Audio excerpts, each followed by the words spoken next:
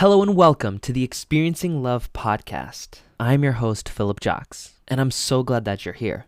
I really am glad that you're here. And you know what? I'm really glad to be here. Today I finally gave myself a day to truly rest. And usually when I have these days, I quite literally do nothing. I'll maybe watch a show or I'll sit around and read a book, but I'll do nothing that really requires much of my body or my mind.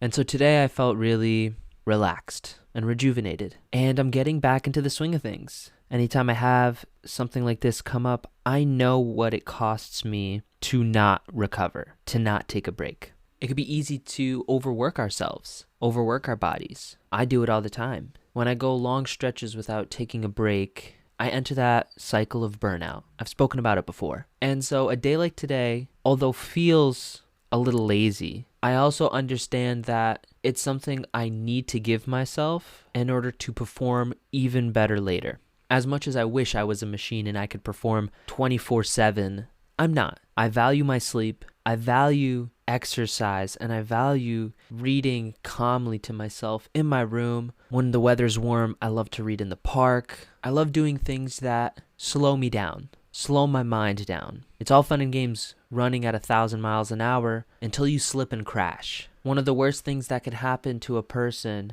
truly, is having the experience of rushing forward at hundreds of miles per hour and not crashing. It's one of the worst things for someone to experience because they start to build the habit that it's okay to run that fast. And when you run that fast and the crash comes, it becomes that much more painful, that much more deadly, because we've all experienced life and we know that inevitably hiccups come, crashes come, problems come. And so sometimes I just make sure to brake check myself just a little. I don't want to sprint into every single situation, into every single problem, shooting first and asking questions later. I'm more calculated than that. I'm more focused than that. I want to get into a room, assess the situation, and make a quick decision. But I don't want to make a decision prematurely. I don't want to make a decision that could have been prevented if I've just given myself 2 minutes of breathing room. And I used to not give myself that time. I used to build up momentum that would keep me moving so fast and so strong, and I felt unstoppable until I was stopped. And I would crash hard. I'd lay in bed and close my eyes for hours at a time. It wasn't even sleeping. It was just recovering. And so now I take these shorter breaks where I might do a little bit of work here and there, depending on the break. But a break like today meant I did absolutely nothing. And it was beautiful. And it was fantastic. There's absolutely nothing wrong with needing to take a break. Our muscles grow when we're resting. I just spent 5 days volunteering at a business seminar. And for me, my business muscles grow when I rest. And when I give myself time to really let it all soak in and integrate all that information. Over these next few weeks, I'm taking steps in my business. I have ideas that I want to release that'll help so many people, that could help so many people. And I have to work on sharing those ideas with people, because until people know about what I'm doing and where I'm going, it's like I'm winking in the dark. No one knows that I'm winking. No one knows that I exist until I turn on the light, until I let them know that I'm here. And so as much as I want to impact the world, I need to start with my corner of the world. I need to start with the people nearby. And that's not exactly like physically nearby. It could just be the people closest to my circle. It could be my friends of friends, whoever my content reaches first. I start with those people, provide value, impact their lives, help them on their journeys forward. I say I'm in the business of transforming young adults' lives through clarity and community. I am building a community. I used to do events and have these experiences where I would actually leave and feel more depressed at the end of them because I always felt like I was losing someone or something. I was losing people. I always felt like I was losing community. And I remember about 1.5 years ago, nearly 2 years ago, making the decision that rather than trying to find the community that I want, I felt called to create it. That there's people that are in the same position as me who are looking for support, who have dreams, who have goals, and they're also filled with doubts. And while doubts are normal, sometimes it takes a village, sometimes it takes a team to get you out of those doubts. And so when someone is feeling those doubts and they don't have a team and they don't have the support behind them to move forward, they give up on their dreams. They slow down. They put it on the back burner. They make excuses as to why it's not happening. And that's where I was at for a while. I made so many excuses, and I always told myself I have these big dreams of building a business and writing my own books and speaking on stage. And because I didn't have anybody like that in my life already, I always felt like I was different, like I was not the same as my circle. And if I talked about it, I always felt like I was met with this almost disbelief.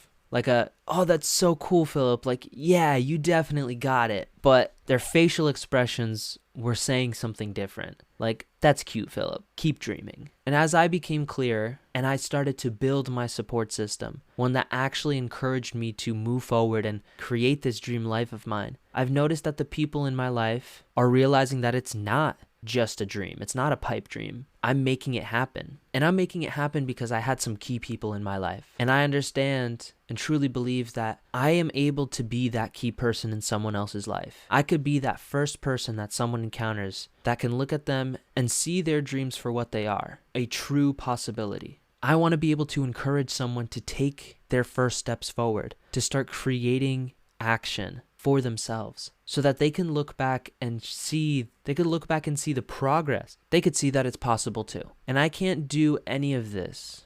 I can't build my business. I can't create events, create community, provide clarity if I'm burnt out, if I'm stuck in a rut, if I'm feeling alone and helpless and worthless. All it takes is for me to take one step forward. As much as I gave myself a break today, now that I really think about it, I couldn't help myself. I did spend a solid 15, 20, 30 minutes working on Canva and creating a template, part of my building awareness campaign, we'll call it, that I want to start bringing this podcast to the awareness of more people through my social media. And I have a couple ways that I want to do it. Now, I plan to create text posts and videos, and I want to post them on Instagram and link that to Facebook and whatever else I'm feeling called to or drawn to. I want to create blogs for a website, and I want to share those blogs as well. Like I said, I want to just stop winking in the dark. I want to show people that I exist. Not because I want to be seen by a lot of people, but because I know that for every 10 people that come across my page or come across my content, there could be one that really gets interested in what I'm teaching. Maybe for every 100, there's one that decides they need to follow me. And maybe for every 1,000, there's one person who decides, I'm ready to take my life to the next level, and I need to work with Philip. And so if I have to go through 999 no's and people overlooking my content, I will do that in a heartbeat if it means that I could help the one person who says yes. And my numbers could be off. I don't have that big of a data set to really tell. But I know that even if that number's off and it's closer to 1 in 10,000 or 1 in 100,000 or 1 in a million, I will spend every single day working through the 999,999 people, all those no's, to get to the one person that says yes, so that I can help them live the life that they want to live. You know, if I ask my primary question, how can I experience even more of God's love right now? I just come back to my ability to give, and that I'm called to give. And in a way, I'm being tested. Yes, it would be fantastic if it was easy, and if the first person I met said yes, and then the second person I met said yes. But one thing I really need to build on this journey is discipline and resilience. And so I'm being tested on how many times can I hear no and keep going and keep saying yes. Because I know that at some point I'm going to get enough no's. And I know that there will come a threshold, a point of no return where I get to make a decision. Do I keep going or do I give up? And I know that at that point of decision, when I'm there and I say, keep going, that's when the outcomes are going to start pouring in. That's when my life is going to change. And that's when I'm going to be met with so much tangible abundance that I'll know I've made it. And I'll know I've made it because of the quality of the lives of the people around me. I will be able to uplift those around me. I will be able to support and love and grow and create new levels all around me. And I go on this tangent to just state that's how I am operating